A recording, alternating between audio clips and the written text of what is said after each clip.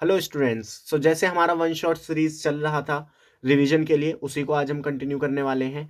और आज की इस वन शॉट वीडियो में हम रिप्रोडक्टिव हेल्थ जो चैप्टर है क्लास 12th का, उसको कंप्लीट डिस्कस करने वाले हैं। इसके जो भी इंपॉर्टेंट टॉपिक हैं जैसे कि कॉन्ट्रासेप्टिव मेथड, ठीक है, इनफर्टिलिटी, उन पे अच्छे से ध्यान देंगे क्योंकि वहीं से ज़्यादातर क्वेश्चन जो हैं वो बनने के चांसेस होते हैं। बाकी अदर जो टॉपिक हैं एमटीपी एसटीडी, उन सबको भी हम देखेंगे। तो बिना टाइम वेस्ट करे चलिए स्टार्ट करते हैं। सबसे पहले अगर मेरे से यही क्वेश्चन पूछ लिया जाए कि रिप्रोडक्टिव हेल्थ है क्या, तो क्या आप सिर्फ ये आंसर दोगे कि आपके जो रिप्रोडक्टिव ऑर्गन है अगर वो अच्छे से काम कर रहे हैं तो आप रिप्रोडक्टिव हेल्थ के हिसाब से फिट हो? क्या आप ये आंसर दोगे? नहीं। रिप्रोडक्टिव हेल्थ कई लोग समझते हैं कि सिर्फ रिप्रोडक्टिव ऑर्गन्स का अच्छे से काम करना रिप्रोडक्टिव हेल्थ सही है ये बताता है। नहीं। According to WHO, reproductive health means a total well-being in all aspect of life, i.e. physically, emotionally, behaviorally and socially.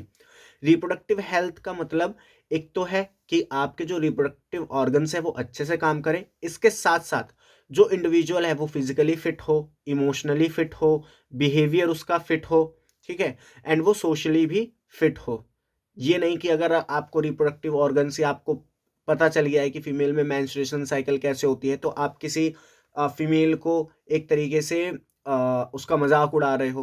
तो ये ऐसे अगर कोई लोग कर रहे हैं तो वो मेंटली फिट नहीं है, वो सोशली फिट नहीं है, मतलब उनको रिप्रोडक्टिव हेल्थ की डिजीज है। ठीक है, तो ये समझाने का मतलब है। नेक्स्ट, रिप्रोडक्टिव हेल्थ क्या होती है, उससे रिलेटेड क्या क्या प्रॉब्लम्स हैं एंड उससे रिलेटेड क्या क्या स्ट्रेटेजीज बनाई गई, उन सबको हम देखेंगे। India was amongst the first country in the world to initiate action plans and program at a national level to attain total reproductive health as a social goal. Bharat की जो सरकार है, जो भारतीय सरकार है, वो उन पहली कंट्री में से थी जिन्होंने रिप्रोडक्टिव हेल्थ को कैसे सोशल, मतलब कैसे कैसे इंडियन लेवल पे, कंट्री के लेवल पे सबको रिप्रोडक्टिव हेल्थ के बारे में बताया जाए, सबको उसके बारे में जानकारी हो, उस चीज़ को हम कैसे इम्प्लीमेंट करें, उन चीज़ों के लिए उन्होंने स्ट्रेटजी बनाई, उन्होंने प्लान बनाए। इसके अंडर उन्होंने एक प्रोग्राम लॉन्च करा जिसको हम बोलते हैं फैमिली प्लानिंग, और ये प्रोग्राम उन्होंने लॉन्च करा था ईयर 1951 में। तो ये MCQ में पूछ सकता है आपसे, आप इसको इम्पॉर्टेंट है याद रखना। अब जैसे जैसे टाइम बीतता गया 1950 से, जैसे जैसे हमने ग्रोथ करी, 1951 से जैसे जैसे हमने ग्रोथ करी, जैसे जैसे टाइम बीतता गया, इस फैमिली प्लानिंग के अंडर और भी सारी चीज़ें इंक्लूड करी गई और उसकी वजह से इसका जो वाइड जो सेक्शन था वो और बड़ा होता चला गया। फिर हमने रिप्रोडक्टिव हेल्थ पे ध्यान देना चालू करा, हमने लोगों को जागरूक करना चालू करा कि पॉपुलेशन एक्सप्लोजन क्या है, उससे क्या इफेक्ट हो सकते हैं, वो सारी चीज़ें भी हम आगे देखेंगे।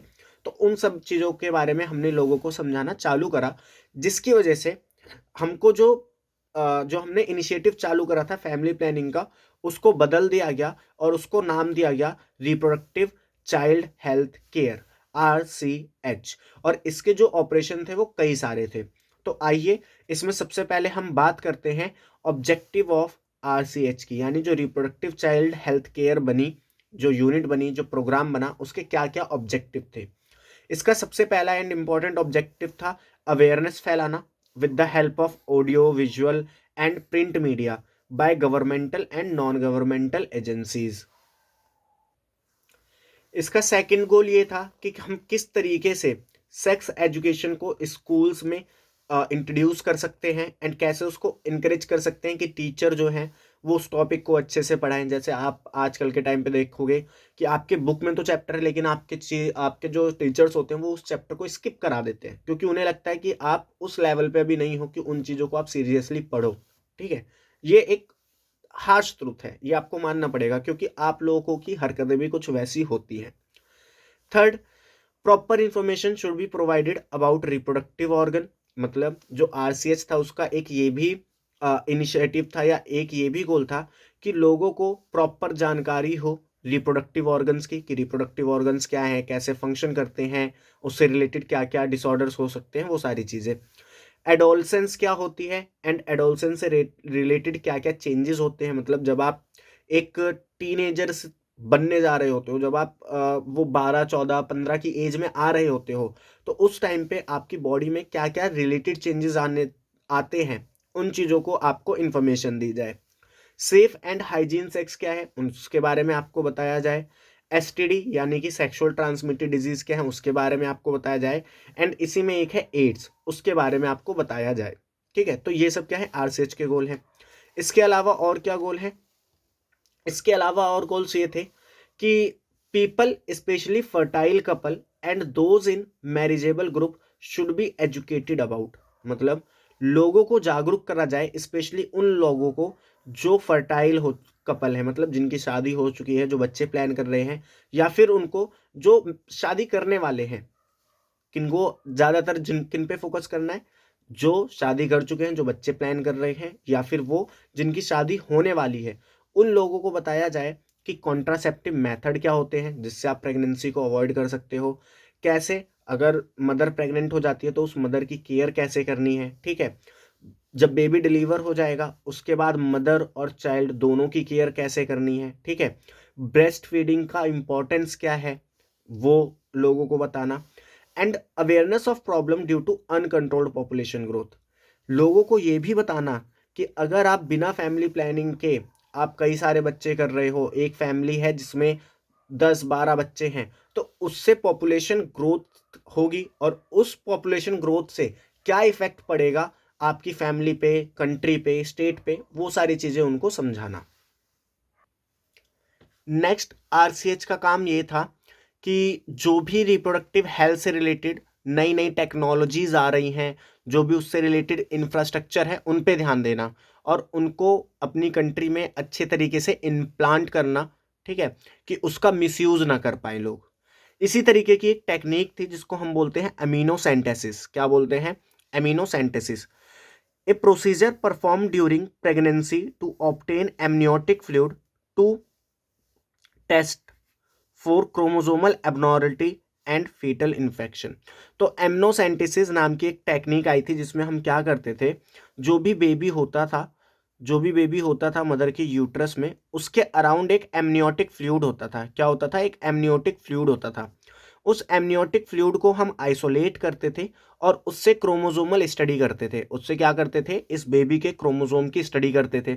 तो इससे हमें पता चल जाता था क्या क्या चीज़ें, इससे हमें इसका सेक्स पता चल जाता था, ये मेल है या फीमेल है।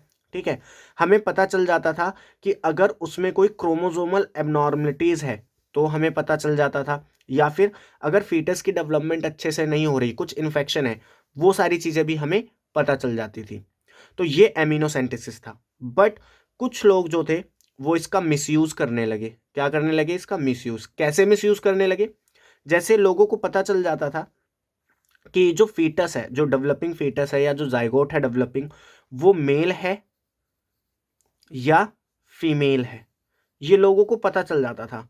तो कई राज्यों में क्या होता था, जैसे हरियाणा जैसे राज्य में, या जो भी राजस्थान जैसे राज्य थे, उनमें पहले क्या होता था कि जब ये पता चल जाता था कि जो पैदा होने वाला बच्चा है वो फीमेल है, ठीक है, तो उसको एमटीपी के थ्रू, एमटीपी यानी मेडिकल टर्मिनेशन ऑफ प्रेगनेंसी, जिसको एबॉर्शन भी बोला जाता है, उसका एबॉर्शन करवा दिया जाता था।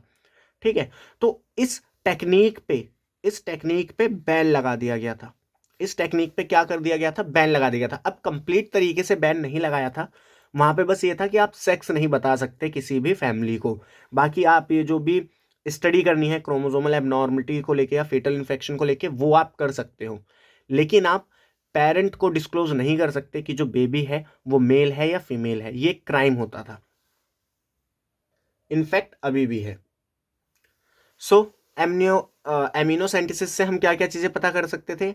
Down syndrome, haemophilia, sickle cell anaemia, muscular dystrophy, ये सब जो है ये आपके जेनेटिक डिसऑर्डर हैं। आप chapter 5 principle of inheritance and variation में पढ़ेंगे, तो इसमें टेंशन मत लेना, ठीक है, कि ये क्या लिखवा दिया, ये हुआ सा आ गया, ऐसा कुछ नहीं है। इसका मिसयूज क्या था? It is being misuse to determine sex of foetus, और अगर if sex of foetus is female, अगर सेक्स ऑफ फीटस क्या है? फीमेल है, तो वहां पे लोग क्या परफॉर्म करते थे?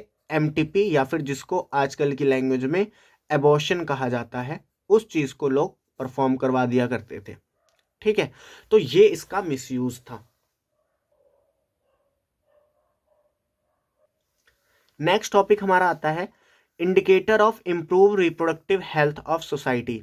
हमें कैसे पता चलेगा या गवर्नमेंट को कैसे पता चलेगा कि सोसाइटी में रिप्रोडक्टिव हेल्थ को लेके इम्प्रूवमेंट आ रही है?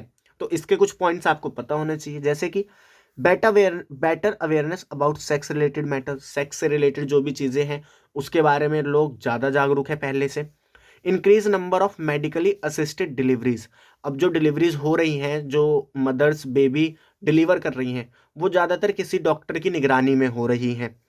Better post natal care leading to decrease maternal and infant mortality rate. मतलब कि जब बच्चा पैदा हो गया उसके बाद हम माँ और बच्चे दोनों का अच्छी तरीके से ख्याल रख रहे हैं, जिसकी वजह से जो मैटरनल मोर्टेलिटी रेट है, मतलब जो मदर के एक तरीके से बोलते हैं ना डेथ रेशियो, तो जो माँ है जिसने बच्चे को पैदा करा उसका जो डेथ रेशियो है वो भी कम हो जाएगा, और जो इन्फेंट पैदा हो रहे हैं उनका भी जो डेथ रेट है वो क्या हो जाएगा, कम हो जाएगा। Increase number of couple with small family.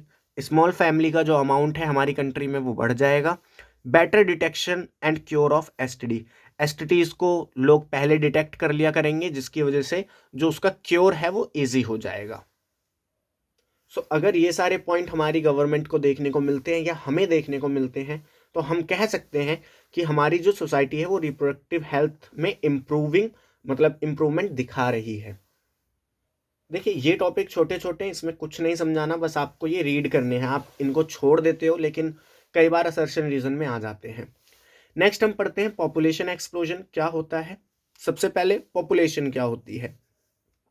Total number of individual of a species present in a given area at a particular time.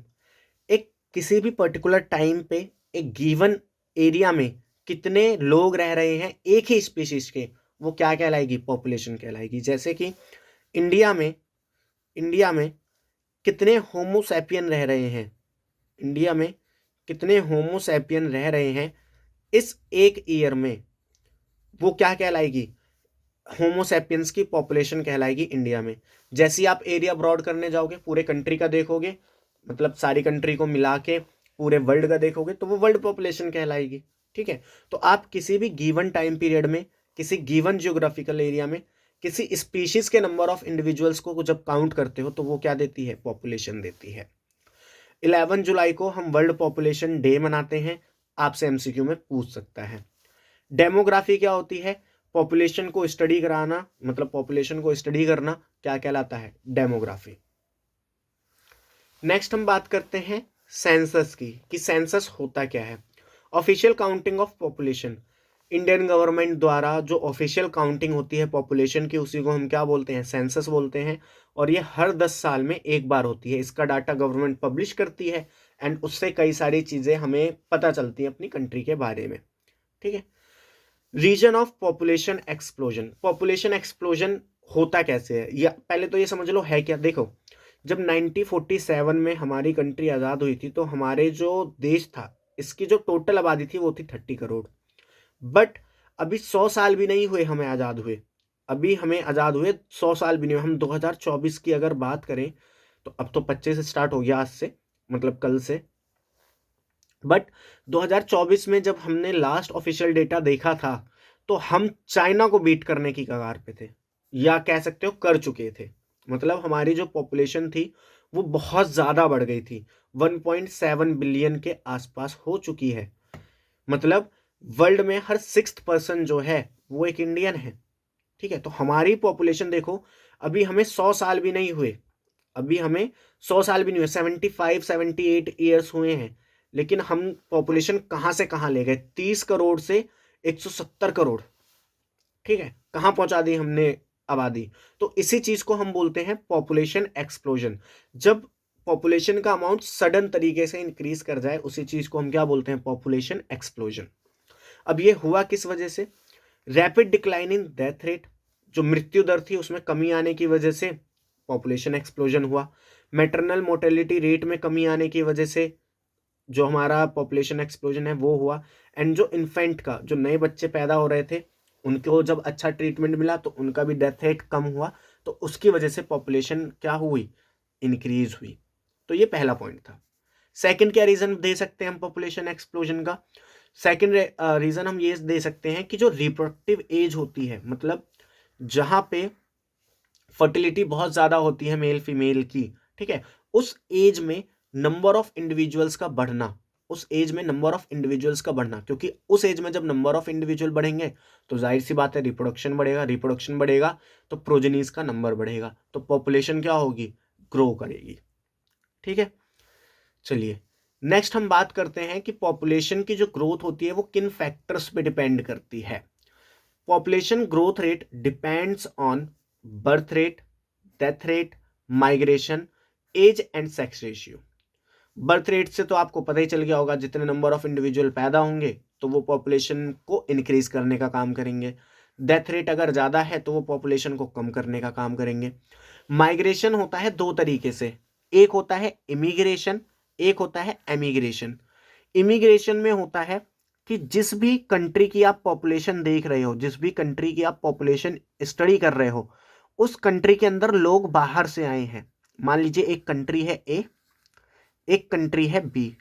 तो जब आप बी की स्टडी कर रहे हो, जब आप बी की स्टडी कर रहे हो पॉपुलेशन, तो ए से जो लोग बी में आए हैं वो क्या कहलाएंगे, इमिग्रेशन कहलाएगा। वो क्या कहलाएगा, इमिग्रेशन कहलाएगा। और लोग क्या कहलाएंगे, इमिग्रेंट्स कहलाएंगे। ठीक है, तो ये क्या करते हैं, ये पॉपुलेशन को इंक्रीज करने का काम करते हैं, क्योंकि जो नंबर ऑफ इंडिविजुअल है इस बी में वो इंक्रीज हो जाएगा जब ए से कुछ लोग यहां जाएंगे। तो वहीं जो एमिग्रेशन है वो होता है एक कंट्री से लोगों का बाहर जाना। जैसे ए के लिए जो इमिग्रेशन है, ए के लिए जो सॉरी बी के लिए जो इमिग्रेशन है, ए के लिए वो क्या है, एमिग्रेशन है। ए के लिए वो क्या है, एमिग्रेशन है, क्योंकि यहां से लोग बाहर गए हैं। तो इससे इसकी पॉपुलेशन क्या हो जाएगी, ए कंट्री की पॉपुलेशन डिक्रीज हो जाएगी, क्योंकि नंबर ऑफ इंडिविजुअल डिक्रीज हो जाएंगे। नेक्स्ट आता है age and sex ratio. Age मैंने अभी आपको ऊपर ही बता दिया कि अगर रिप्रोडक्टिव एज में नंबर ऑफ इंडिविजुअल इंक्रीज हो रहे हैं तो वो रिप्रोडक्शन ज़्यादा करेंगे, जिसकी वजह से प्रोजेनी ज़्यादा बनेंगी। सेक्स रेशियो, देखिए सेक्स रेशियो इस तरीके से होता है कि अगर मान लीजिए फीमेल एंड मेल ये दो लोग हैं, ठीक है, अगर फीमेल का नंबर ज़्यादा हो गया तो फीमेल ही तो प्रोजेनी को प्रोड्यूस करेगी। भाई जो बच्चे पैदा होते हैं वो मदर ही तो पैदा करती है, फीमेल ही तो पैदा करती है। तो अगर फीमेल का नंबर ज़्यादा होता है तो जो बच्चे पैदा होने की दर है वो ज़्यादा होने लगती है। ठीक है, तो इस वजह से भी sex ratio population growth rate पे अफेक्ट डालता है। नेक्स्ट आता है जीरो पॉपुलेशन ग्रोथ रेट।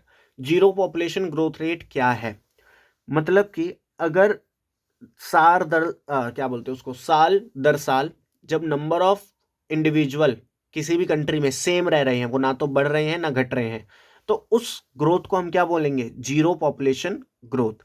इसमें बर्थ रेट और इमिग्रेशन जो क्या करेंगे, पॉपुलेशन को बढ़ाने का काम करते हैं, वो बराबर होंगे डेथ रेट और एमिग्रेशन के, जो पॉपुलेशन को घटाने का काम करते हैं। मतलब अगर मान लीजिए एक साल में 1 लाख बच्चे पैदा हुए, तो जो 1 लाख लोग हैं वो उनकी डेथ हो गई, वो डेड हो गए, तो यहाँ पे जो नंबर है वो बैलेंस हो जाएगा, तो पॉपुलेशन ग्रोथ नहीं हुई। लेकिन अगर इसमें नंबर ऊपर नीचे होता है तो पॉपुलेशन ग्रोथ भी हो सकती है, डिक्रीज भी हो सकती है। जैसे कि अगर बर्थ रेट ज़्यादा है, मान लीजिए 1 लाख बच्चे पैदा हुए, लेकिन जो बूढ़े लोग खत्म हुए, जो एक्सपायर हुए, जो डेड जिनकी डेथ हुई वो थे 80,000, तो यहाँ पे 20,000 पॉपुलेशन बढ़ गई ना, 20,000 इंडिविजुअल बढ़ गए, तो इससे पॉपुलेशन क्या हो जाएगी, ग्रो कर जाएगी। तो इसको हम बोलते हैं पॉजिटिव पॉपुलेशन ग्रोथ। लेकिन अगर डेथ रेशियो ज़्यादा हो जाए या डेथ रेट ज़्यादा हो जाए तो उसको हम बोलते हैं नेगेटिव पॉपुलेशन ग्रोथ, क्योंकि मान लीजिए 1 लाख लोग मरे लेकिन पैदा सिर्फ 80,000 हुए, तो 20,000 का नुकसान हो गया ना, 20,000 पॉपुलेशन कम हो गई, तो इसको हम क्या बोलेंगे, नेगेटिव पॉपुलेशन ग्रोथ। अब देखिए यहां से आपके इंपॉर्टेंट टॉपिक स्टार्ट होते हैं, जिसमें सबसे पहला इंपॉर्टेंट टॉपिक है कॉन्ट्रासेप्टिव मेथड। सबसे पहले इसको पढ़ना क्यों है, देखिए हमने अभी बात करी पॉपुलेशन ग्रोथ की, पॉपुलेशन ग्रोथ क्या होती है, पॉपुलेशन एक्सप्लोजन क्या होता है, ठीक है, वो सारी चीजें हमने देखी। तो हमने क्या बात करी थी कि आरसीएच का एक मेजर इंपॉर्टेंट गोल है कि पॉपुलेशन एक्सप्लोजन के बारे में लोगों को समझाना और बताना कि कैसे वो स्मॉल फैमिली बना के कंट्री को सर्व कर सकते हैं। तो उसी के लिए हम यूज़ करते हैं कॉन्ट्रासेप्टिव कॉन्ट्रासेप्टिव मेथड, जो कि क्या करती है, जो कि कोइटस के दौरान या रिप्रोडक्शन के दौरान गैमेट को फ्यूज होने से रोकती है, जिसकी वजह से बच्चे जो मतलब एक तरीके से कह सकते हो प्रेगनेंसी को अवॉइड करने के लिए कॉन्ट्रासेप्टिव मेथड्स को यूज करा जाता है। सिंपल, ठीक है। आइडियल कॉन्ट्रासेप्टिव क्या होती है?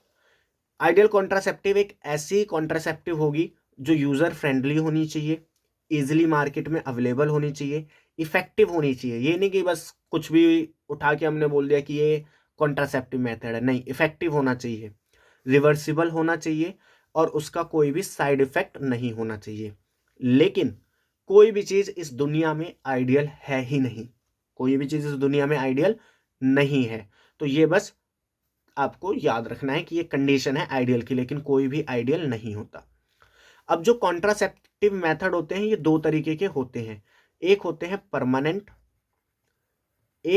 परमानेंट, जिससे अगर आपने एक बार वो कॉन्ट्रासेप्टिव अपना लिया तो उसको आप फिर चेंज नहीं कर सकते, फिर मतलब आप दोबारा से कंसीव नहीं कर सकती फीमेल्स जो हैं। वहीं एक मेथड होता है टेम्पररी तब यूज करा जाता है कि लोगों ने फैमिली प्लानिंग कर रखी है, उनकी अभी शादी हुई है, वो चाहते हैं कि हम 2-3 साल तक बच्चे ना करें, तो उस केस में टेम्पररी कॉन्ट्रासेप्टिव मेथड यूज करे जाते हैं। या फिर किसी फैमिली में उन्होंने एक बच्चा कंसीव कर लिया है, अब वो चाहते हैं कि दूसरे बच्चे के लिए हम थोड़ा टाइम रुकें, तो उस केस में भी टेम्पररी कॉन्ट्रासेप्टिव मेथड यूज करे जाते हैं। ठीक है, तो चलिए हम सबसे पहले बात करते हैं टेम्पररी मेथड्स की। टेम्पररी मेथड्स मैंने आपको बता दिया, ये रिवर्सिबल होते हैं। ये क्या होते हैं? रिवर्सिबल होते हैं, इनको चेंज करा जा सकता है। मतलब अगर आपने एक बार इन मेथड को अपना लिया है तो उसके बाद आप इनको हटा के दोबारा से प्रेगनेंसी मतलब कंसीव कर सकते हो। तो इसमें सबसे पहला हमारा जो तरीका आता है कॉन्ट्रासेप्टिव मेथड का, वो आता है नेचुरल मेथड। यानी हम किसी भी केमिकल का यूज नहीं करेंगे, किसी भी पिल का यूज नहीं करेंगे, ठीक है, किसी भी सिंथेटिक चीज का यूज नहीं करेंगे। नेचुरल तरीके से हम क्या करेंगे? प्रेगनेंसी को अवॉइड करेंगे। ये होता कैसे है? This work on the principle of avoiding chance of ovum and sperm meeting. Natural method इस प्रिंसिपल पे काम करता है कि अगर हम ओवम और स्पर्म को मिलने से रोक दें तो जो फर्टिलाइजेशन है वो होगा ही नहीं, और फर्टिलाइजेशन नहीं होगा तो इम्प्लांटेशन नहीं होगा, प्रेगनेंसी नहीं होगी। तो हम इन दोनों को मिलने से रोकते हैं नेचुरल मेथड में। अब इसको कैसे करा जा सकता है? इसका एक तरीका होता है रिदम मेथड, या फिर इसको सेफ पीरियड भी कहा जाता है, या फिर पीरियोडिक एब्सटिनेंस भी कहा जाता है। इसमें होता क्या है? इसमें होता ये है कि हमें पता है कि जो मेंस्ट्रुअल साइकिल है वो 28 डेज की होती है, और कुछ प्लस माइनस 2 डेज लेके चलते हैं कि मतलब ऊपर नीचे हो सकती है। तो ओव्यूलेशन कौन से दिन होगा? 14th डे पे, और प्लस माइनस 2 डेज। ठीक है, समझना भी इस चीज को, फिर मैं आपको एकदम क्लियर तरीके से समझाता हूं कि मेंस्ट्रुअल साइकिल 28 दिन की है, प्लस माइनस 2 दिन। ओव्यूलेशन 14वें दिन पे होगा, 14th डे पे होगा, प्लस माइनस में हम सेकेंड 2 दिन लेके चल रहे हैं। मतलब 12, 13, 14, 15, 16 इसके बीच में कभी भी ओव्यूलेशन हो जाएगा। जो स्पर्म की लाइफ होती है आफ्टर इजैकुलेशन, मतलब मेल ने जो स्पर्म है उसको इजैकुलेट कर दिया है फीमेल के वजाइना में, तो उसके बाद जो स्पर्म की लाइफ होती है वो होती है 2 से 3 दिन की। वहीं ओवम का जो लाइफ होता है आफ्टर ओव्यूलेशन वो होता है 1 दिन, 1 दिन का। कितने दिन का होता है? 1 दिन का। सो अब यहां पे मैं जो लिखूंगा उस चीज को ध्यान से समझना। देखिए 14th डे पे ओव्यूलेशन होना था, लेकिन हमने प्लस माइनस 2 दिन माने, तो हम सबसे पहले इधर एक +2 ले रहे हैं, यानी सॉरी फॉर द डिस्टर्बेंस। तो मैं ये कह रहा था कि 14th डे पे ओव्यूलेशन होता है, और हमने माना कि प्लस माइनस 2 दिन हो सकते हैं, मतलब ये ओव्यूलेशन 14th की जगह 16th को भी हो सकता है, और 14th की जगह 12th को भी हो सकता है। तो अगर 12th दिन पे जो सीमन है उसको रिलीज कर दिया गया फीमेल वजाइना में, तो जो फर्टिलाइजेशन है उसका चांस बढ़ जाएगा। और अगर 16 डे पे कर दिया तो भी जो फर्टिलाइजेशन का चांस है वो क्या हो जाएगा? बढ़ जाएगा। अब हमें पता है कि अगर 16th डे पे ओव्यूलेशन हुआ है तो उसका जो लाइफ स्पान होता है वो 1 दिन का होता है, मतलब 16th डे पे जो ओव्यूलेशन होगा वो 17th डे तक सर्वाइव कर सकता है। इसी तरीके से अगर 12th को हमारा क्या हुआ है, 12th को ओव्यूलेशन हुआ है, तो हमें पता है कि जो स्पर्म का लाइफ स्पेन होता है वो 2 से 3 दिन का होता है। मतलब अगर 10th डे पे स्पर्म एंटर करा है तो वो 12th तक तो सर्वाइव करेगा, और 12th तक सर्वाइव करेगा, 12th पे ओवल्यूशन होना है, तो यहाँ पे भी फर्टिलाइजेशन के चांसेस क्या हो जाएंगे, बढ़ जाएंगे। तो अगर आप पूरी मेंस्ट्रुअल साइकिल में ये दिन छोड़ दो, 10 से लेके जो 17वां दिन होता है मेंस्ट्रुअल साइकिल का, इन डेज को छोड़ दो, तो जो चांसेस होते हैं male gamete and female gamete के आपस में मिलने के लिए, वो प्रोबेबिलिटी कम हो जाएगी, जिसकी वजह से जो प्रेगनेंसी की चांसेस हैं वो बहुत कम हो जाएंगे। सेक्स ड्यूरिंग सेफ पीरियड, यानी कि बिफोर 10th डे से पहले रिप्रोडक्शन हो जाए या फिर 17th डे के बाद रिप्रोडक्शन हो, इस केस में जो प्रेगनेंसी के चांसेस होते हैं वो डिक्रीज कर जाते हैं, डिक्रीज चांस ऑफ फर्टिलाइजेशन। तो आई होप ये आपको समझ में आ गया होगा। एक बार मेरे कहने पे पॉज करके दोबारा से सुनना मैंने क्या समझाया है। सेकंड मेथड हमारा आता है विड्रॉल मेथड, या फिर इसको कोइटस इंटरप्टस भी बोलते हैं। इसमें क्या होता है कि मेल फीमेल रिप्रोडक्शन कर रहे हैं, बट जो मेल पार्टनर है वो इजैकुलेशन से पहले ही अपने पेनिस को वजाइना से विड्रॉ कर ले, और जो इंसेमिनेशन है वो वजाइना में ना करे। इसी चीज को हम बोलते हैं विड्रॉल मेथड या फिर कोइटस इंटरप्ट। बट इसका जो फेलियर रेट है वो बहुत ज़्यादा हाई है, इसलिए इसको अवॉइड करा जाता है ज़्यादातर। Removal of penis from female vagina just prior to ejaculation से जस्ट पहले जो पेनिस है उसको विड्रॉ कर लिया जाए फीमेल के वजाइना में से। नेक्स्ट आता है लैक्टेशन एमिनोरिया। लैक्टेशन एमिनोरिया क्या होता है? इसमें देखिए, जब एक बेबी डिलीवर होता है, जब एक बेबी का क्या होता है, पार्चुरेशन होता है, तो पार्चुरेशन के 6 महीने बाद तक, 6 मंथ तक जो मेंस्ट्रुअल साइकिल है वो अब्सेंट रहती है। वो क्या रहती है? अब्सेंट रहती है। और अगर मेंस्ट्रुअल साइकिल अब्सेंट है, इसका मतलब ओवल्यूशन नहीं होगा। तो उस टाइम पे अगर आप रिप्रोडक्शन करते हैं फीमेल पार्टनर के साथ, तो वहाँ पे जो प्रेगनेंसी के चांसेस हैं वो बहुत कम होते हैं। 6 month after parturition during lactation. अब यहाँ पे मैकेनिज्म बताया गया है थोड़ा सा कि ये कैसे काम होता है, लेकिन इसका आपके लिए इंपॉर्टेंट रोल नहीं है, ठीक है, बहुत कम मैकेनिज्म पूछा जाता है। अब होता क्या है कि जब 6 मंथ तक प्रोलैक्टिन हार्मोन रिलीज होता है ताकि मैमरी ग्लैंड्स की डेवलपमेंट हो, उसमें मिल्क बने, तो प्रोलैक्टिन बनने की वजह से जो पिट्यूटरी होती है वो जीएनआर गोनाडोट्रोपिन रिलीजिंग हार्मोन के सिक्रेशन को रोक देती है। और जब जीएनआरएच का सिक्रेशन रुक जाता है तो उसकी वजह से कोई भी एफएसएच और एलएच रिलीज नहीं होता पिट्यूटरी से, और जब एफएसएच एंड एलएच रिलीज नहीं होते तो ओवल्यूशन और जो आपका ओवल्यूशन और जो भी फॉलिक्यूल्स की डेवलपमेंट है वो नहीं होती। तो इसको यूज कर सकते हैं as a method to avoid pregnancy. So यहाँ पे हमारे जो नेचुरल मेथड हैं वो खत्म होते हैं। अब हम आगे बढ़ते हैं और बात करते हैं बैरियर मेथड की। बैरियर मेथड कैसे काम करते हैं ये समझ लीजिए। यहाँ पे एग है, यहाँ से स्पर्म आ रहा है, तो हम इनके बीच में एक लेयर बना देते हैं जिसकी वजह से ये एग से नहीं मिल पाते। In barrier method ovum and sperm are prevented from physically meeting with the help of barriers, जैसे कि कॉन्डोम या फिर फैम शील्ड, जिनको फीमेल कॉन्डोम भी कहा जाता है, ये यूज करे जाते हैं एज अ बैरियर मेथड। इसमें याद रखने वाली बात ये है कि जो कॉन्डोम्स या फैम शील्ड होते हैं ये इरिवर्सिबल होते हैं। इरिवर्सिबल मतलब सिर्फ इनको आप एक बार यूज कर सकते हो, दोबारा यूज नहीं कर सकते, नॉट रीयूजेबल, ऐसा कह सकते हो आप, ठीक है। आप इसको दोबारा से रीयूज नहीं कर सकते। आपने एक बार यूज कर लिया उसके बाद फेंक दीजिए, फिर दोबारा अगर सेकंड टाइम करना है तो सेकंड परचेज करिए, उसको यूज कीजिए, ठीक है। Also prevent STD and AIDS. ये इंपॉर्टेंट टॉपिक है। जो देखिए, कॉन्ट्रासेप्शन मेथड में जो बैरियर मेथड्स होते हैं ये एसटीडीज को प्रिवेंट करने का भी काम करते हैं। अब कॉन्डोम्स के अलावा सर्वाइकल कैप, डाइफाग्राम, वॉल्ट्स, ये सब भी अवेलेबल डिवाइसेस हैं जिनको यूज करा जा सकता है एज अ बैरियर मेथड, और ये रीयूजेबल होते हैं, मतलब आप इनको वॉश करके दोबारा से यूज कर सकते हो।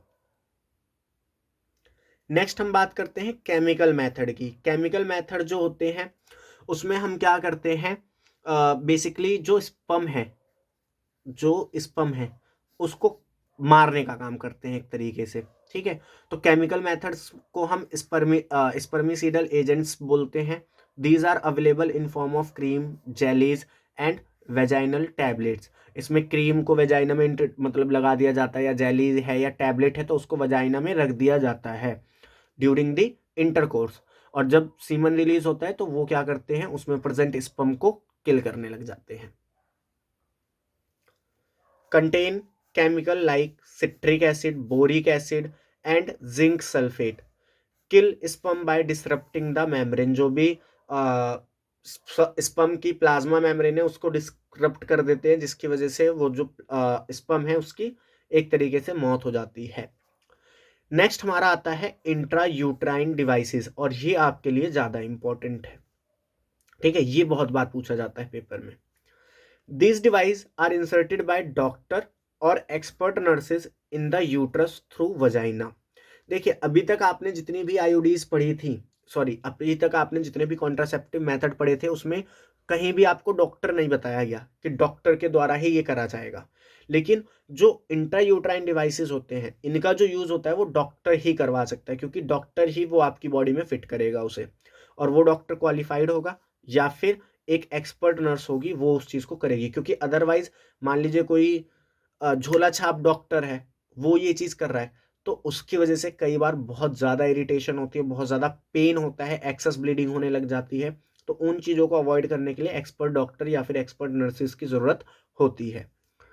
IOD increase phagocytes of sperm within the uterus and copper ion releasing suppress the sperm motility and fertilizing capacity of sperm।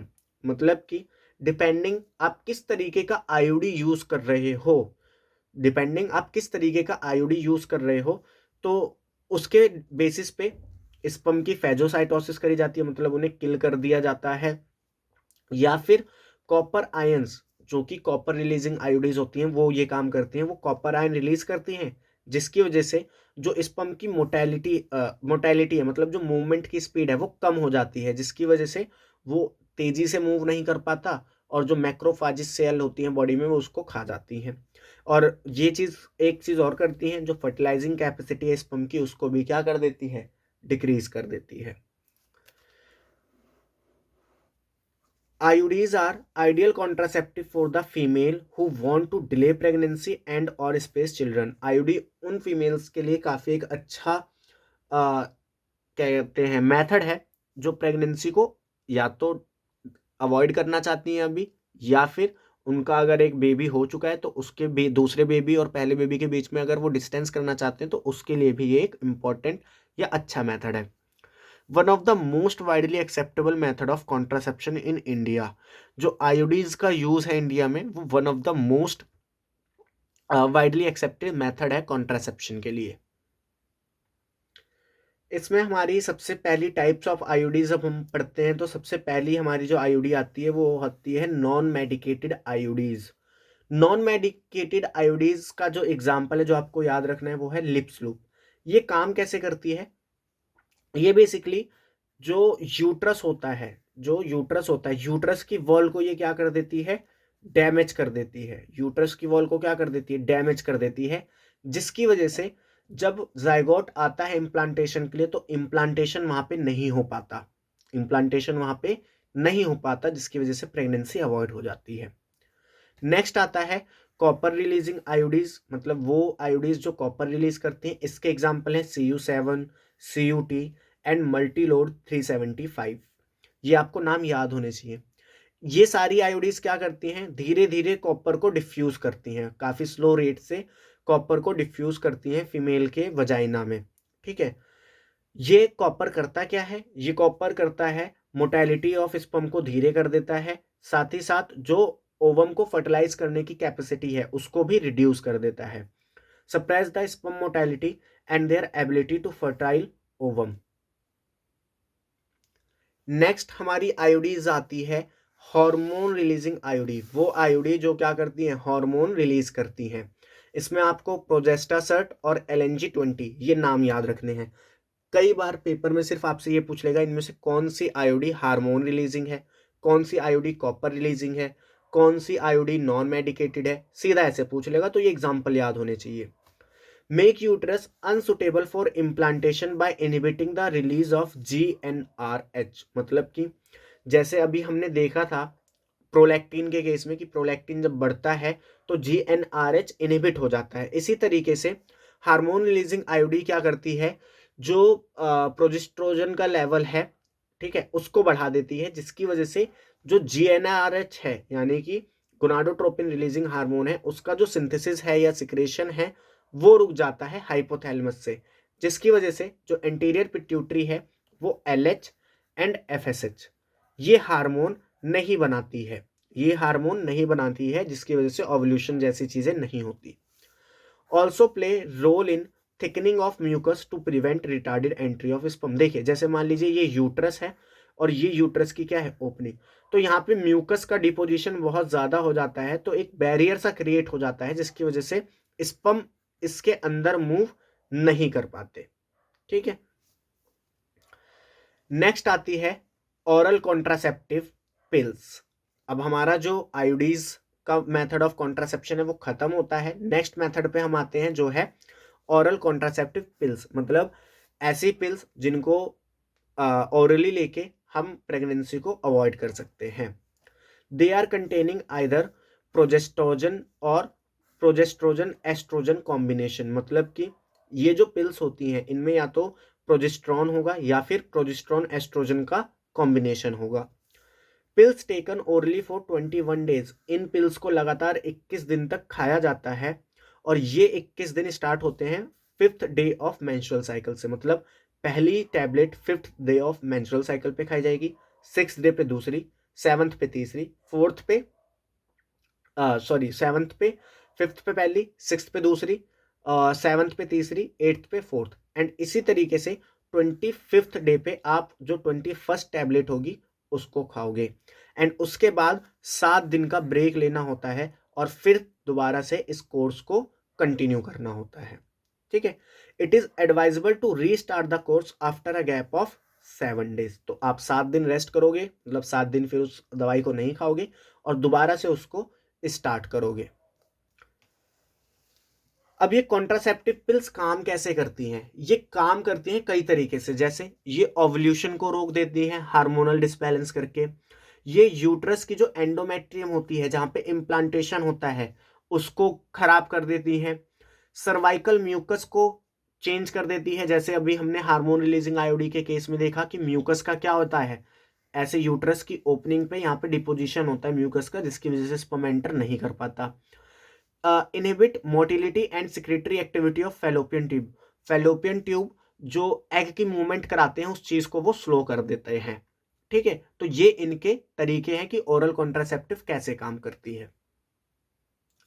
Oral पिल में ही एक नई पिल है जो लखनऊ में ICMR CDRI द्वारा बनाई गई है, new oral contraceptive for females developed by scientist at central drug research institute इन लखनऊ।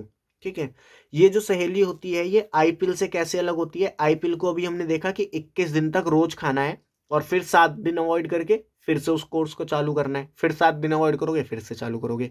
लेकिन जो सहेली टैबलेट है इसको वीक में एक बार खाना होता है, ये इसका एडवांटेज है कि इसको हफ्ते में एक बार खाना है। ठीक है, ये जो सहेली टैबलेट है नॉन स्टेरॉइडल होती है, स्टेरॉइड्स की जगह इसमें सेंट्राक्रोमन भरा होता है। अब ये कैसे काम करता है ये आपको नहीं जानना, ये बस इतना ध्यान रखिए कि ये इम्प्लांटेशन को रोक देता है। ठीक है, नेक्स्ट हमारा जो मेथड है कॉन्ट्रासेप्शन का वो है इंजेक्टेबल्स। इंजेक्टेबल्स मतलब बॉडी में डेपोप्रोवा नाम की एक किट आती है, उसको इंजेक्ट कर दिया जाता है जिससे कि प्रेगनेंसी, मतलब वो हार्मोनल डिसबैलेंस कर देती है जिससे कि प्रेगनेंसी अवॉइड हो जाती है, बट वो 3 मंथ तक ही इफेक्टिव रहती है, तो मतलब आपको हर तीसरे महीने के बाद क्या करना पड़ेगा, उसको चेंज करना पड़ेगा। इसी तरीके से होता है इम्प्लांटेशन। इम्प्लांटेशन में क्या होता है कि जो फीमेल होती हैं उनके लेफ्ट आर्म पे ऊपर की तरफ एक डिवाइस होता है, मतलब कह सकते हो एक डिवाइस है जो कि प्रोजेस्टेरॉन को कंटेन करता है, उसको वहाँ पे इम्प्लांट कर दिया जाता है। और ये जो इम्प्लांटेशन है ये काफ़ी समय तक रहता है, मतलब 3 से 5 साल तक रहता है। These are progestrogen containing devices which are implanted subdermally, मतलब स्किन के नीचे, फॉर लॉन्ग टर्म कॉन्ट्रासेप्शन। अब हम बात करते हैं इमरजेंसी कॉन्ट्रासेप्शन की। तो मान लीजिए कुछ ऐसा हो जाए कि जो पार्टनर्स थे उन्होंने कोई कॉन्ट्रासेप्शन यूज़ करा लेकिन वो फेल हो गया, तो उस केस में अगर जो सेक्सुअल इंटरकोर्स हुआ है उसके 72 हावर्स के अंदर अंदर, 72 घंटे के अंदर अंदर, अगर हम मतलब फीमेल जो है वो प्रोजेस्ट्रोजन या फिर प्रोजेस्ट्रॉन या एस्ट्रोजन की कोई कॉम्बिनेशन की पिल खा ले, या फिर कोई आयोडीज विद इन 72 हावर अपनी बॉडी में इंजेक्ट करवा ले, तो उससे प्रेगनेंसी से बचा जा सकता है, और इसको हम बोलते हैं इमरजेंसी कॉन्ट्रासेप्शन। अब हम आगे बढ़ते हैं और बात करते हैं परमानेंट मेथड की। तो यहाँ पे हमारे जितने भी टेम्परेरी मेथड थे कॉन्ट्रासेप्शन के वो सब खत्म होते हैं। अब हम बात करेंगे परमानेंट मेथड की, ऑल्सो नोन एज स्टरलाइजेशन, या फिर इसको हम टर्मिनल मेथड भी बोलते हैं, या फिर सर्जिकल मेथड भी बोला जाता है। Highly effective but poor reversibility. ये इफेक्टिव तो बहुत है, मतलब अगर आपने ये करा लिया तो प्रेगनेंसी नहीं होगी, बहुत कम चांसेस है कि प्रेगनेंसी उस केस में हो जाए उसके बाद। लेकिन इसका जो रिवर्सिबिलिटी है, मतलब अगर एक बार ये हो गया तो आप इसको रिवर्स नहीं कर सकते, फिर आप कभी भी पेरेंट्स नहीं बन सकते। इसमें दो चीजें होती हैं, वैसेक्टोमी जो मेल्स में करी जाती है, एंड ट्यूबेक्टोमी जो कि फीमेल्स में की जाती है। Contraception for males, both vas deferens are ligated and cut, मतलब जो वाज डिफरेंट है, लेफ्ट एंड राइट की जो वाज डिफरेंट होती है उनको काट दिया जाता है और फिर लाइगेट कर दिया जाता है। यहाँ पे आगे पीछे लिख दिया लेकिन आप समझ जाएंगे, आप इतने होशियार हैं। In vasectomy, a small part of vas deferens is removed or tied up through a small incision or scrotum। होता क्या है कि जैसे ये मान लीजिए वास डिफरेंट है तो इसको काट के अलग अलग कर दिया जाता है और ऐसे टाइड अप कर दिया जाता है। ठीक है, ये पार्ट अलग हो गया और ये पार्ट यहाँ पे अलग से टाइड अप कर दिया जाता है। तो यहाँ पे होता कि ये है कि जो टेस्टिस में सीमन बनेगा वो सीमन बनना कंटिन्यू रहेगा, बट इसका ट्रांसपोर्टेशन रुक जाएगा। क्या हो जाएगा? इसका ट्रांसपोर्टेशन रुक जाएगा। Sperm production continue after vasectomy, vasectomy के बाद स्पर्म का प्रोडक्शन होगा, बट जब इजैकुलेशन होगा फीमेल के वजाइना में सीमन का, तो उस सीमन में स्पर्म नहीं होगा, और स्पर्म नहीं होगा तो फर्टिलाइजेशन नहीं होगा, और जो इम्प्लांटेशन जाइगोट वगैरह यानी जो प्रेगनेंसी है वो नहीं होगी। नेक्स्ट हम बात करते हैं ट्यूबेक्टोमी की। किसकी बात करते हैं? नेक्स्ट हम बात करते हैं ट्यूबेक्टोमी की। Contraception for females, a small part of fallopian tube is removed और tied up through a small incision on in abdomen और थ्रू वजाइना। वजाइना या एब्डोमेन के थ्रू ऐसे ये जो फैलोपियन ट्यूब होती है इस पे एक कट लगाया जाता है और उसको फिर ऐसे टाइड अप कर दिया जाता है। यहाँ पे ऐसे टाइड अप कर दिया जाएगा। इससे क्या होगा? इससे यहाँ पे मान लीजिए ओवरी कनेक्ट है तो ओवरी में एग तो बनेगा, ओवरी में एग तो बनेगा, लेकिन वो एग यूट्रस तक नहीं जा पाएगा और ना ही स्पर्म यहाँ तक आ पाएगा कि वो फर्टिलाइजेशन कर सके। तो मेंस्ट्रुअल साइकिल तो होगी, मेंस्ट्रुअल साइकिल तो होगी क्योंकि ओव्यूलेशन होगा। जो चीजें जैसे चलती है वैसे ही चलेंगी। ओव्यूलेशन होगा, मेंस्ट्रुअल साइकिल होंगी, एंडोमेट्रियम बनेगी, एंडोमेट्रियम टूटेगी, सब कुछ होगा, बट oocytes जो है जो यहाँ से रिलीज होना है वो भी होगा, ओव्यूलेशन हो रहा है तो, लेकिन रिलीज oocyte को डिस्ट्रॉय कर दिया जाएगा बाय द फेजोसाइटिक सेल जो यहाँ पे मौजूद होंगी उनके द्वारा। ठीक है, अब यहाँ पे नोट करने वाली बात क्या है? नोट करने वाली बात ये है कि वैसेक्टोमी एंड ट्यूबिक्टोमी दोनों ही सर्जिकल मेथड हैं और इसमें हम गैमेट्स को ब्लॉक करते हैं, हम गैमेट के ट्रांसपोर्टेशन को ब्लॉक करते हैं सिर्फ और सिर्फ। ठीक है, ऐसा नहीं कि गैमेट बनना ही रुक जाएगा, नहीं, गैमेट एक जगह से दूसरी जगह जा नहीं पाएगा। बस ये होता है permanent method vasectomy and tubectomy में। नेक्स्ट हमारा आता है टॉपिक MTP, जिसको मेडिकल टर्मिनेशन ऑफ प्रेगनेंसी भी।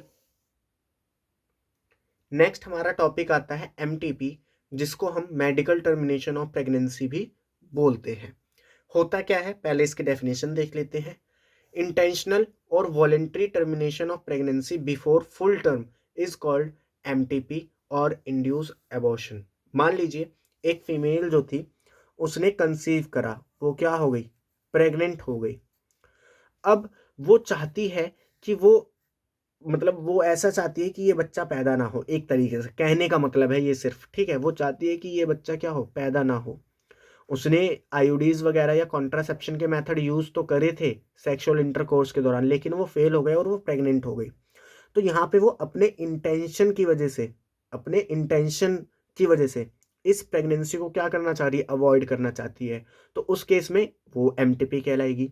लेकिन अगर मान लीजिए ये जो वुमन प्रेग्नेंट हुई, ये अपने मन से बच्चे का अबॉर्शन नहीं कराना चाह रही, बल्कि जो फीटस डेवलप हुआ है उसमें कई सारी डिजीज हो रखी हैं, कोई मतलब क्रोमोसोमल डिसऑर्डर हो रखे हैं, या वो अच्छे से डेवलप नहीं हो पा रहा है, ठीक है, मतलब वहां पे कुछ एक तरीके से फॉल्ट है, ठीक है। तो उस केस में वॉलेंट्री टर्मिनेशन होगा, मतलब वहां पे फीमेल नहीं चाह रही हो लेकिन वो करना ही पड़ेगा। तो इंटेंशनली एंड वॉलेंट्री दोनों तरीके से अगर हम प्रेगनेंसी को टर्मिनेट करते हैं बिफोर द फुल टर्म, मतलब 9 मंथ से पहले पहले, तो उसी चीज को हम क्या बोलते हैं, मेडिकल टर्मिनेशन ऑफ प्रेगनेंसी या फिर अबॉर्शन। एमटीपी को लीगलाइज करा गया था इंडिया में 1971 में, और जब इसको लीगलाइज करा गया तो उस टाइम पे बहुत सारे कानून बनाए गए जिनको हमने देखते हैं। जैसे कि जो एमटीपी होती है ये पहले ट्राइमेस्टर तक सेफ मानी जाती है, मतलब जो पहले के 3 मंथ होंगे तब तक सेफ मानी जाएगी, यानी अब तक up to 12 week. According to MTP act 2017, 2017 में जो एमटीपी को लेकर नया एक्ट आया है उसमें कुछ बातें दी गई हैं जो आपकी एनसीईआरटी में भी लिखी गई हैं, तो आपको पता होनी चाहिए। क्या क्या?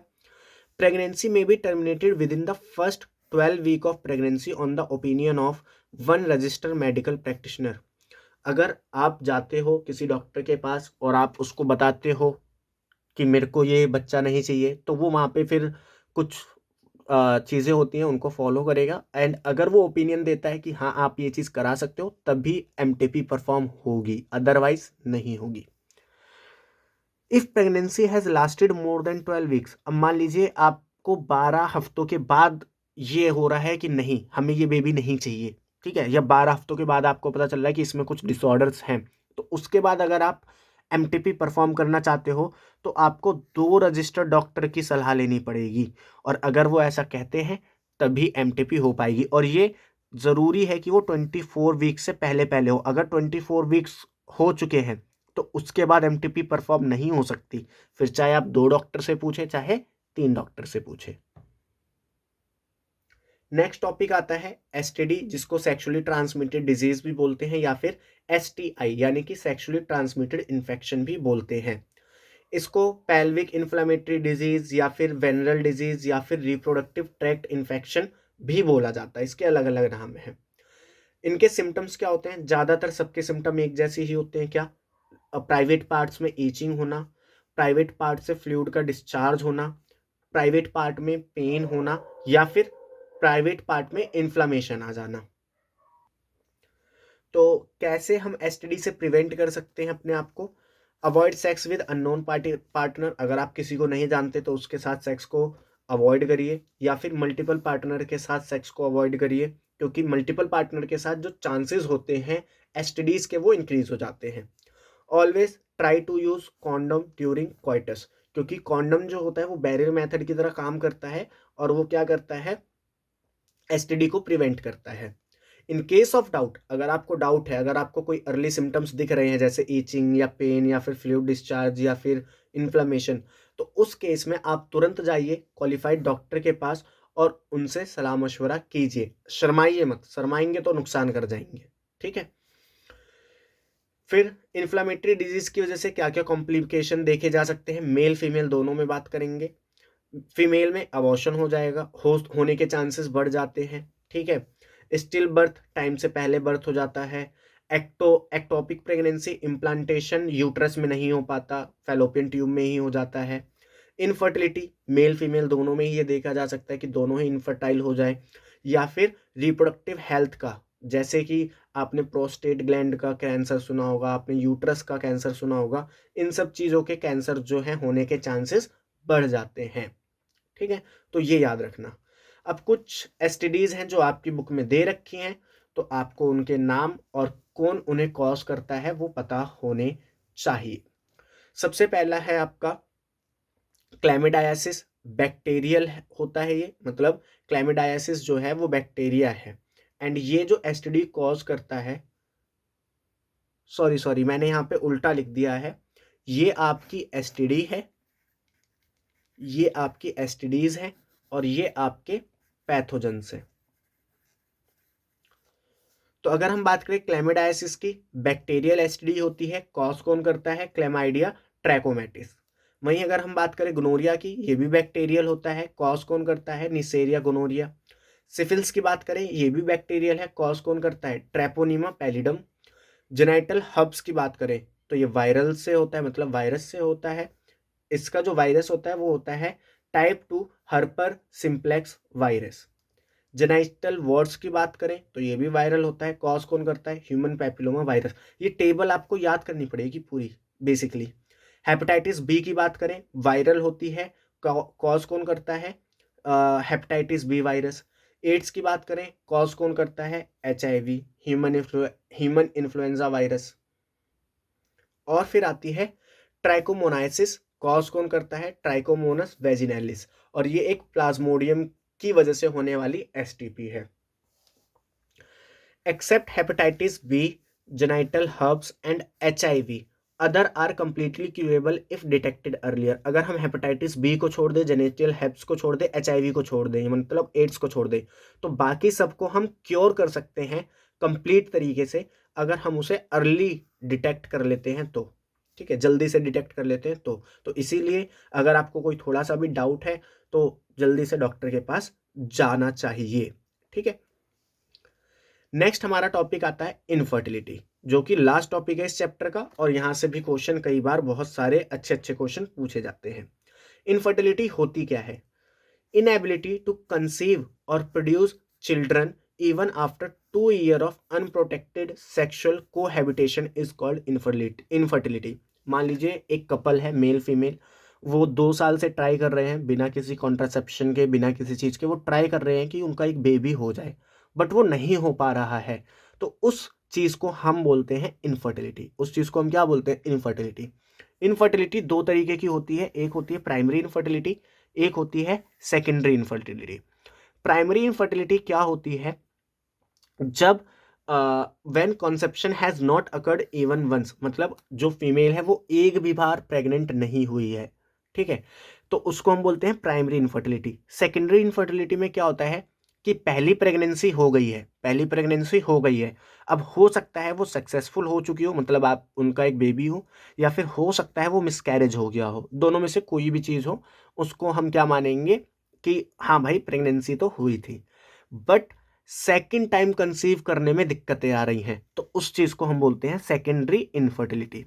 इट इंडिकेट प्रीवियस प्रेगनेंसी में सक्सेसफुल और miscarriage but failure to conceive subsequently, मतलब पहली प्रेगनेंसी हो गई लेकिन उसके बाद वो चीज़ नहीं हो पा रही, तो उसको हम क्या बोलेंगे, सेकेंडरी इनफर्टिलिटी। तो अब हमारे दिमाग में क्वेश्चन आता है कि क्या इनफर्टिलिटी सिर्फ फीमेल में होगी, क्योंकि कंसीव तो वो नहीं कर पा रही, नहीं, मेल में भी हो सकती है। Any defect in sperm count, sperm structure and sperm motility of seminal fluid lead to infertility। अगर आपके स्पर्म में किसी भी तरीके की दिक्कत है, मतलब स्पर्म का काउंट कम है, बहुत कम स्पर्म है, ठीक है, सीमन में, या फिर स्पर्म की स्ट्रक्चर ठीक नहीं है, या फिर स्पर्म की मोटेलिटी बहुत कम है, तो उस केस में जो इनफर्टिलिटी है वो मेल में भी देखी जाएगी।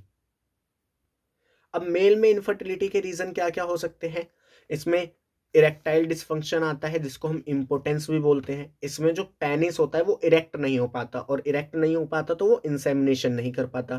क्लिनफेल्टर सिंड्रोम, मतलब उसमें जो गोनाड्स हैं, टेस्टिस वगैरह हैं, वो अच्छे से डेवलप नहीं हुई हैं।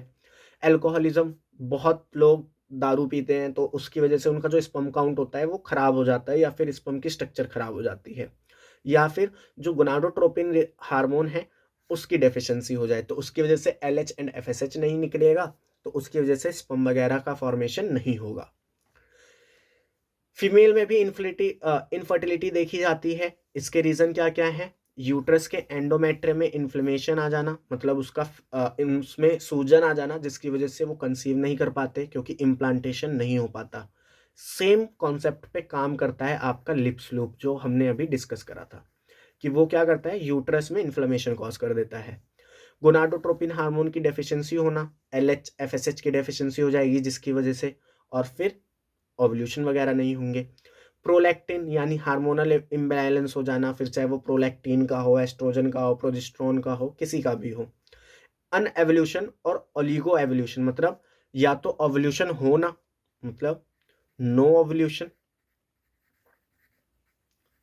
या फिर इरेगुलर ओव्यूलेशन होने लगे, तो इसके वजह से भी इनफर्टिलिटी देखी जा सकती है। इरेगुलर ओव्यूलेशन, इसकी वजह से भी इनफर्टिलिटी देखी जाती है। तो क्या अगर कोई कपल है जिनमें ये सारी चीजें देखी जा रही है, क्या वो कभी माँ बाप नहीं बन सकते? नहीं, ऐसा नहीं है। आज के टाइम पे टेक्नोलॉजी इतनी एडवांस हो गई है कि हम वहां पे भी बेबीज प्रोडक्शन कर सकते हैं, और इसको बोलते हैं हम असिस्टेड रिप्रोडक्टिव टेक्नोलॉजी। इसको हम क्या बोलते हैं? Assisted reproductive technology. तो ये ART जो होती है वो दो तरीके से काम करती है। एक होता है IVF, जिसको हम इन विट्रो फर्टिलाइजेशन बोलते हैं, जहाँ पे क्या होता है, मेल से स्पर्म ले लिया जाता है, फीमेल से एग ले लिया जाता है, दोनों को लैब में फ्यूज कराया जाता है और फिर जाइगोट या एम्ब्रियो बना के जाइगोट बना के ट्रांसफर कर दिया जाता है। कहाँ? या एम्ब्रियो बना के ट्रांसफर कर दिया जाता है फीमेल की बॉडी में। वहीं अगर हम बात करें इन विवो फर्टिलाइजेशन की, तो यहाँ पे जो फर्टिलाइजेशन होता है, वहीं पे अगर हम बात करें इन विवो फर्टिलाइजेशन की, तो वहां पे जो फर्टिलाइजेशन होता है वो फीमेल बॉडी के अंदर होता है। तो अगर हम बात करें कि कब हम इन विवो फर्टिलाइजेशन करेंगे, कब हम IVF करेंगे, तो मान लीजिए अगर जो फीमेल है, अगर फीमेल है वो या तो गैमेट नहीं बना पा रही, वो गैमेट नहीं बना पा रही, या तो वो इम्प्लांटेशन नहीं कर पा रही, या फिर वो इम्प्लांटेशन नहीं करवा पा रही, तो उस केस में आप इन विट्रो फर्टिलाइजेशन के लिए जाएंगे। लेकिन अगर जो फीमेल है वो इम्प्लांटेशन के लिए उसकी यूट्रस तो सुटेबल है, बट वो गैमेट प्रोड्यूस नहीं कर रही, तो उस केस में हम इन विवो फर्टिलाइजेशन के लिए जाते हैं, जहां पे हम क्या करते हैं, फीमेल की बॉडी में गैमेट को ट्रांसफर कर देते हैं। वहीं अगर हम बात करें IVF की, तो IVF में मैंने जैसे बताया, लैब में हम क्या करते हैं, एम्ब्रियो या जाइगोट बनाते हैं और फिर उसको फीमेल बॉडी में ट्रांसफर कर देते हैं। ठीक है, तो चलिए एक एक करके इनको देख लेते हैं। इसमें सबसे पहला है आपका जिफ्ट, जिसको बोलते हैं जाइगोट इंट्राफैलोपियन ट्रांसफर। जाइगोट इंट्राफैलोपियन ट्रांसफर, यहाँ पे क्या होता है, जाइगोट को या फिर अर्ली एम्ब्रियो को, जो कि 8 सेल का होता है, जिसको हम ब्लास्टोमस बोलते हैं, 8 सेल का ब्लास्टोमस बोलते हैं, उसको ट्रांसफर कर दिया जाता है फैलोपियन ट्यूब में। वहीं अगर ये जाइगोट 8 सेल से ज्यादा का हो जाए, 16 सेल का हो जाए, तो उसको डायरेक्ट कहाँ ट्रांसफर कर दिया जाता है, यूट्रस में, तो इसको हम बोलते हैं इंट्रा यूट्राइन ट्रांसफर। वहीं अगर मान लीजिए मेल का स्पर्म काउंट क्या है, कम है, अगर मेल का स्पर्म काउंट क्या है, कम है, तो हम डोनर से क्या ले लेते हैं, स्पर्म ले लेते हैं। डोनर से स्पर्म लेके जो एग होता है उसके अंदर एक इंजेक्शन के थ्रू क्या करते हैं, इंजेक्ट करते हैं, और लैब में ही उनका क्या कराते हैं, फर्टिलाइजेशन कराते हैं। लैब में ही उनका क्या कराते हैं, फर्टिलाइजेशन कराते हैं। ठीक है, तो उसको हम इंट्रासाइटोप्लाज्मिक इंजेक्शन बोलते हैं। वहीं अगर हम बात करें इन विवो फर्टिलाइजेशन की, तो इन विवो फर्टिलाइजेशन में भी दो चीजें होती हैं। क्या? हमने बात करा कि इन विवो फर्टिलाइजेशन किसके अंदर होगा, फीमेल बॉडी के अंदर होगा, तो हम मेल गैमेट को एक तो फीमेल बॉडी में ट्रांसफर कर सकते हैं, या फिर फीमेल गैमेट को ही फीमेल बॉडी में ट्रांसफर कर सकते हैं, डिपेंडिंग कंडीशन क्या है। अगर मान लीजिए फीमेल की रिपोर्ट्स ठीक है, मतलब वो गैमेट बना भी रही है और उसकी ओवरी जो है वो सुटेबल है इम्प्लांटेशन के लिए, लेकिन मेल में डिफेक्ट है, मतलब मेल जो है वो इंसेमिनेशन नहीं कर पा रहा अच्छे से, या उसका स्पर्म काउंट कम है, तो उस केस में हम AI यानी कि आर्टिफिशियल इंसेमिनेशन या फिर इंट्रा यूट्राइन इंसेमिनेशन का यूज करते हैं। आर्टिफिशियल इंसेमिनेशन में हम क्या करते हैं, मेल गैमिट को ट्रांसफर कर देते हैं डायरेक्टली इनटू फीमेल वजाइना। ठीक है, कहाँ ट्रांसफर कर देंगे, फीमेल के वजाइना में। वहीं इंट्रायूट्राइन इंसेमिनेशन में क्या होता है कि जब स्पर्म काउंट बहुत कम है, जब स्पर्म काउंट बहुत कम है तो हम उसको वजाइना में रिलीज ना करके यूट्रस में रिलीज करते हैं। कहाँ रिलीज करते हैं, यूट्रस में। उसी को हम बोलते हैं intrauterine insemination. In case of low sperm count gamete transfer into uterus. वहीं अगर मैं बात करूं फीमेल गैमेट ट्रांसफर की, तो मैंने अभी जो आपको कंडीशन बताई थी कि अगर फीमेल जो है वो गैमेट नहीं बना पा रही लेकिन इम्प्लांटेशन के लिए कंडीशन प्रॉपर है, ठीक है, तो वहां पे हम क्या करेंगे, गैमेट को ट्रांसफर कर देंगे फीमेल की बॉडी में।